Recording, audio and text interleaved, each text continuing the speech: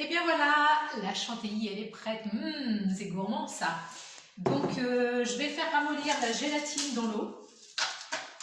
6 feuilles pour toute cette recette. Là, que je les oublie pour le moment. Et je vais faire une crème anglaise. Alors la crème anglaise, 3 œufs, 40 g de sucre. Il n'y a plus qu'à fouetter. J'ajoute à ça 200 ml de lait.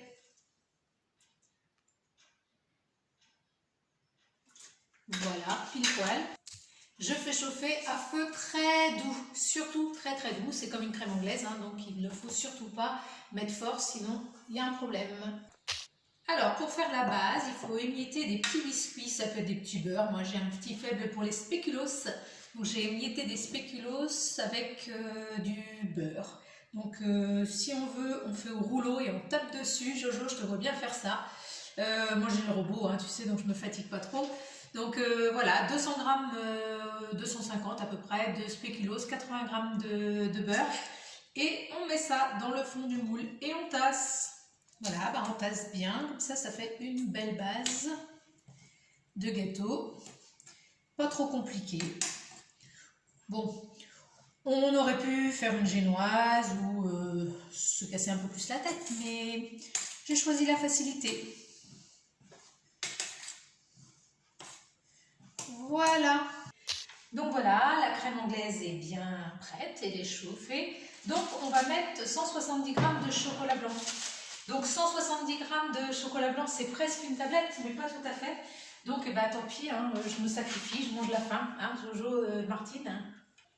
Et voilà, le chocolat blanc dans la crème anglaise.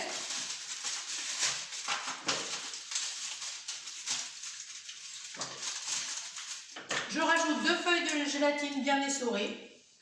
Et on mélange ça. Alors, le coulis de framboise, de fraises, de mûres, de ce que vous voulez. Bon, bah, il suffit de chauffer avec un peu de sucre des fruits. Moi, j'ai déjà fait l'année dernière et ça sort tout droit de mon congèle, donc je ne le refais pas.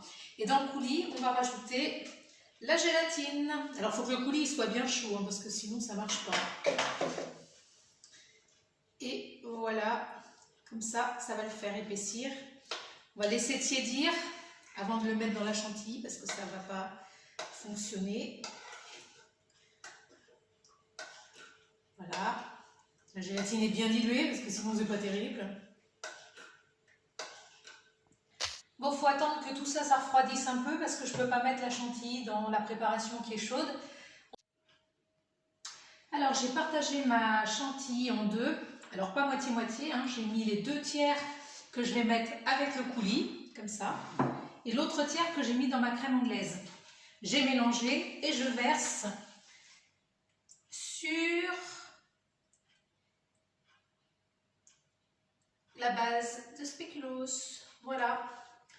Et puis là, on refait une pause parce qu'il faut attendre que ça durcisse. Alors moi, je vais mettre au frigo ou au congélateur pour que ça aille un peu plus vite. Alors, j'ai mélangé une partie du coulis avec le reste de ma chantilly. Ça fait une couleur un peu girly. Hein.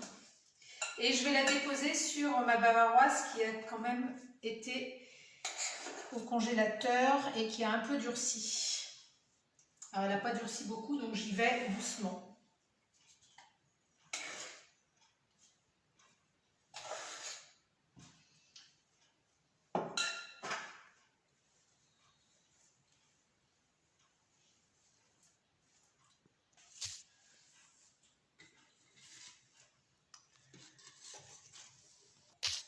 Et pour terminer, le coulis. Alors s'il a durci, il suffit de le remettre un petit peu au micro-ondes pour qu'il soit souple. Alors je le mets doucement parce que j'ai pas envie qu'il s'enfonce dans la crème.